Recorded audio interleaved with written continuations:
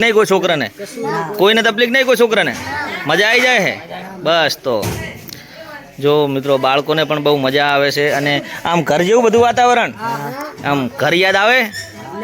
આપણે આજે એક એવા ગામની વિઝિટ કરવાની છે જે ગુજરાતના બનાસકાંઠા જિલ્લાના કાંકરેજ તાલુકાનું કાકર ગામ છે, જ્યાં એક વાદી વસાવત આવેલી છે।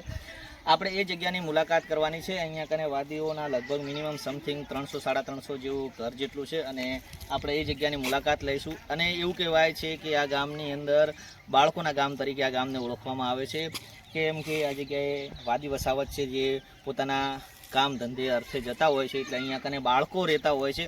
તો આ જગ્યાએ હોસ્ટેલ પણ આવેલી છે, એમને અલગથી મંદિર પણ ભગવાનનું છે, શિવજી મહારાજ શિવજી શંકર ભગવાનનું મંદિર છે, હોસ્ટેલ છે, શાળા છે। અને આપણે તમામ માહિતી આ વિડીયોની અંદર મેળવીશું, તો તમે વિડીયોની અંદર બન્યા રહો। અને અમારી ચેનલને તમે નવા હો અને વિડીયો ઉપર પહેલી વખત આવ્યો તો વિડીયો લાઇક ચેનલ સબસ્ક્રાઇબ કરીને એક મસ્ત મજાની કોમેન્ટ કરી દો। તો ચલો હવે આપણે આગળ વિડીયો નિહાળીએ। તો મિત્રો આ તમે જોઈ શકો છો કે આ બધા જ આવા પાકા મકાન વાદીઓના છે અને આ વાદી વસાવતનું નામ છે નરેન્દ્રનગર, મુકામ પોસ્ટ વાદીધોરા વાદી વસાવત, જે કાકર ગામની અંદર આવે છે।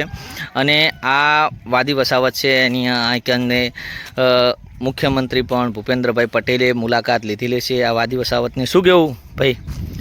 ભૂપેન્દ્રભાઈ પટેલે પણ મુલાકાત કરી છે, બહુ મોટી મીટિંગ કરી હતી અને સભા યોજી હતી। આ જગ્યાએ અવારનવાર ધારાસભ્ય પણ મુલાકાત લેશે અને આપણે આ કાકર ગામના એવા એક્ટિવ સરપંચ લાલજીભાઈ પણ અવારનવાર મુલાકાત લેતા હોય છે। અને તમે જોઈ શકો છો કે આ એમના ઘર છે, આ એમને દુકાનો છે, અહીંયા કને એમની જોડે રિક્ષાઓ છે, ગાડીઓ છે, બધું છે। આપણે આગળ સામે દેખાઈએ આપણને એમની હોસ્ટેલ ને શાળા છે, એ હોસ્ટેલને અને શાળાની પણ મુલાકાત લઈ લઈએ આપણે। તો આપણે મિત્રો આ તમે મકાન જોઈને તમને એવું લાગશે કે કોઈ આપણે અલગ વિસ્તારની અંદર, સારા વિસ્તારની અંદર, હાઈફાઈ વિસ્તારની અંદર, સિટીની અંદર ગયા ઈશું એવું લાગતું હશે। આવા મકાન રંગબેરંગી કલરના જોઈ અને સામે સરસ મજાની હવેલી જેવી હોસ્ટેલ છે, પણ ના, આપણે અત્યારે હાલ વાદી વસાવતની અંદર છીએ। તો આ જો મિત્રો આ સામે એમનું આર્યું આ ગામ છે આખું વાદીપુરા, જો અહીંયા બધા વાદી બેઠા છે અને આમને ડેલી સભા યોજાય છે। અને સામે મહાદેવનું મંદિર છે જે એમણે બધાએ વાદીઓએ બનાવ્યું છે અને એમનો કમિટી હોલ એ બાજુ બનાવેલો છે। સામે સરસ મજાનો લીમડાનું ઝાડ છે, નીચે ઓટલો કર્યો છે અને સામે જો આપણને રિક્ષા દેખાય છે, એની પાછળ એક ટેમ્પો પડ્યો છે। આ પોતાની ખુદની માલિકીની છે અને આપણે મિત્તલબેન પટેલનું નામ સાંભળ્યું છે। એ મિત્તલબેન પટેલનો પણ આ જગ્યાએ બહુ બધો સાથ અને સહયોગ છે, જેમને આ બધું કર્યું। આ એમાં તમે જોઈ શકો આપણે એમની હોસ્ટેલ। તો મિત્રો આ છે આપણે આ વાદી બાળકોને રહેવાની હોસ્ટેલ છે। તમે જોઈ શકો છો કે અહીં કને બેડ બધાએ 3 સિટિંગ બેડ છે, 1, 2 અને 3, બહુ સરસ આયોજનથી કરેલું છે। આ બધા બાળકો અહીંયા કને રહેશે, વાદીઓના બાળકો, એમના મમ્મી પપ્પા। તમે અહીં કનો બકા? બહારના? કયા ગામના? પાલડી। હા, અને કયું ભણાવો? ધાનેરા? ચોથું ભણો છો? તું 5મું, તું 6ઠું? હાથમું ભણો છો? 7મું? આ 7મું। તો જો મિત્રો, તો મિત્રો આ બાળકો અહીંયા કને રહેશે અને ભણે છે। તું કયા આગમનો? કાકરનો? આ કાકરનો છે અને આ બીજા બધા અલગ અલગ એકને વાદી ભરથરી એવી રીતના અલગ અલગ છોકરાઓ રહે છે। તમે આ જોઈ શકો છો કે આ 3 સિટિંગ છે। આ બધા અહીંયા બધા છોકરા રહેશે અને બાજુમાં એક હોલ છે, એ બધા છોકરીઓનો છે। આપણે હોલ આખો ફરી અને જોઈ નાખ્યો। જો આ બધું જોવા છે આપણે, દેખો બહુ સરસ રીતે આયોજન કરી અને બધું બનાવેલું છે। આખો મોટો હોલ છે, એની અંદર એકલા બેડ જ છે, કારણ કે બાળકોને અને ગાદલા પણ બહુ સરસ મજાના જાડા અને મજબૂત છે, તમે દેખી શકો છો આ જગ્યાએ। અને બાજુમાં આપણે ગર્લ્સનો રૂમ છે, આપણે ગર્લ્સના રૂમમાં જઈએ, એ પણ છોકરીઓ રહેશે અહીંયા કને બધા છોકરા। કયા ગામના બકા? જેતડા? શેકરા? અહીં ભણે છે? કયું ભણે? 7મું। તું? ત્રીજો? કાકરનો જ છે? તારો ભાષા ઉપર મને ખબર પડી જાય તું કાકરનો જ છે। તું કયા ગામનો? પહેલા ગાંધીધામનો। અહીં રે? કયું ભણે છે? 8મું। કેવું ભણવાનું છે? મસ્ત? જમવા બેસવાની બધી સુવિધા જેવી? બહુ મસ્ત છે એવું ને? બસ। તો ભાઈ તમે કયા ગામના? ઓય ભણો છો તમે ખાલી એમને? કયું ભણો? 7મું ભણો। આપણે બધી સુવિધા કાકરમાં કેવી છે? બધી મસ્ત, મજા આવી જાય એવી છે ને? કોઈ તકલીફ નહીં કોઈ છોકરાને? કોઈને તકલીફ નહીં કોઈ છોકરાને? મજા આવી જાય છે બસ। તો જો મિત્રો બાળકોને પણ બહુ મજા આવે છે અને આમ ઘર જેવું બધું વાતાવરણ, આમ ઘર યાદ આવે? ઘર જ યાદ નહીં આવતું, એવી મજા આવી જાય અહીં કને. ખુલ્લું રમવાનું, બધી આમ ફૂલ સુવિધા. જો મિત્રો બાળકોને પણ બહુ મજા આવી રહી છે અને બહુ ચીલ કરે છે અહીંયા કને. તો મિત્રો આપણે જેમ બોયસની રૂમ જોઈ એમ જ બાજુની અંદર ગર્લ્સની રૂમ છે, જે છોકરીઓની છે. સેમ એ જ સિચ્યુએશન, એ જ પોઝિશનની અંદર ને એવી જ રૂમ છે. એટલે આપણે અહીંયા જવાનું એટલું બધું નથી રાખતા, કારણ કે એ ગર્લ્સ રૂમ છે એટલે એમની પ્રાઇવેસી આપણે જાળવવી જોઈએ. શું કેવું? હે, એટલા માટે હવે આપણે ઓફિસની મુલાકાત લઈએ અને પછી આપણે આગળ એમનું રસોડું છે એ જોઈએ. તમે જોઈ શકો છો કે સૂર્ય પ્લેટથી અહીંયા ઉપર લગાવેલી છે સૂર્ય પ્લેટ.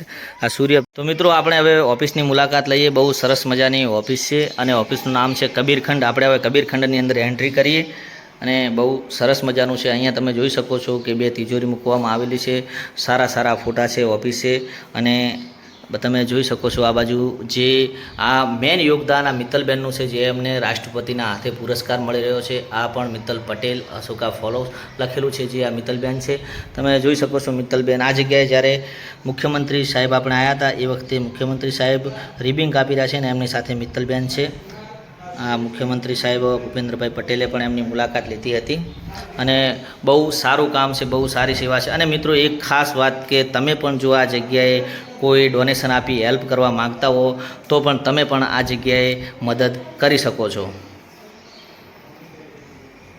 તો આપણે એ મુલાકાત લીધી હોસ્ટેલની ઓફિસની અને હવે તમને હું બતાવું કે આ શાળા છે ધુડાનગર પ્રાથમિક શાળા, જે ધુડાનગર નામ એમ પડ્યું કે આ જગ્યાએ એમના ધુડાબા નામના એક વ્યક્તિ હતા, ધુડોભાઈ. એમના ઉપરથી એમને નામ ધુડાનગર આવ્યું અને આને આમ વાદી વસાવત કહેવામાં આવે છે. આપણે શાળાની અંદર તો એન્ટ્રી નહીં કરીએ પણ આપણે ગેટ ઉપરથી બધું તમને હું વ્યૂ બતાવી દઉં. તો મિત્રો આ પ્રાથમિક શાળા છે 1 થી 8 ધોરણ સુધી અને બાળકોને બહુ સરસ મજાનું અહીં કને ભણાવે છે, સારું શિક્ષણ આપવામાં આવે છે. અને બાજુમાં હોસ્ટેલની આપણે મુલાકાત લીધી અને આ છે વાદી વસાવત. આપણે જોયું તે બહુ મજા આવી ગઈ. અને મિત્રો તમે પણ આ જગ્યાએ કોઈ ડોનેશન છે, કોઈ બાળકોને જમવાનું ભોજન આપવા માગતા હોય એવું હોય તો પણ તમે આપી શકો છો. તો મિત્રો આ જગ્યાએ આ સંસ્થાની અંદર 100 બાળકો એટલે કે 100 બાળકો 100 બાળકોની હોસ્ટેલ છે આ જગ્યાએ રહેશે. અને આવડી આનથી મોટી સંસ્થા પાનસરમાં આવેલી છે. અહીંયા કને 500 બાળકો રહેશે, જે આ વાદી સમુદાયના છે, ભરતરી સમુદાયના છે. એ બધા લોકો 500 બાળકો રહેશે આ જગ્યાએ. 100 રહેશે. અને આપણે જોઈએ આ બધા એમના બાળકો છે, આ હોસ્ટેલમાં રહેશે. તો મિત્રો આપણે બધી મુલાકાત લીધી વાદી વસાવતની, અહીંયા જગ્યાએ હોસ્ટેલ, પછી ધુડાનગર ગામ, પછી શાળાની ઓફિસની અને બીજું કે રસોડાની મુલાકાત આપણે થોડો ટાઈમનો અભાવ હતો એટલે નથી લીધી. પણ એકદમ ચોખ્ખાઈ, એકદમ ક્લીન. તમે જોઈ શકો છો કે છે કે એમના ગામ સુધી, ઘર સુધી રોડ પણ આવેલો છે. અને તમે જોયું કે ક્યાંય પણ તમને કચરો દેખાતો નહીં હોય, એકદમ ચોખ્ખું ક્લીન. બાળકો પણ એટલા શિસ્તવાળા છે, સ્ટાફ પણ એટલો બહુ મસ્ત મજાનો છે અને સરકારનો પણ સાથ સહકાર બહુ સારો છે. તમે જોઈ શકો આવી રીતના વાદીઓના ઘર છે બધાય. આ મિનિમમ અહીં કને 300-400 ઘર હશે વાદીઓના. વાદી વસાવત બહુ મોટી સંખ્યા.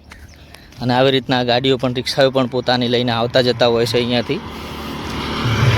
અને અહીંયા કને દરેક બાળકોને જમવાનું પણ મેનુ મુજબ આપવામાં આવે છે. આ વારે આ વારે આ ફળ ફ્રૂટ પણ આપવામાં આવે છે આ બાળકોને આ જગ્યાએ. અને બહુ સારું એવું બધું સરસ મજાનું છે. અને દરેક બાળકની એક જવાબદારી આમની હોય છે અને બહુ સારી રીતે એ લોકો પણ જવાબદારી નિભાવે છે અને બહુ સારું કામ છે એમનું. મને બહુ ગમ્યું. આ જગ્યાની મુલાકાત લઈ બહુ મજા આવી.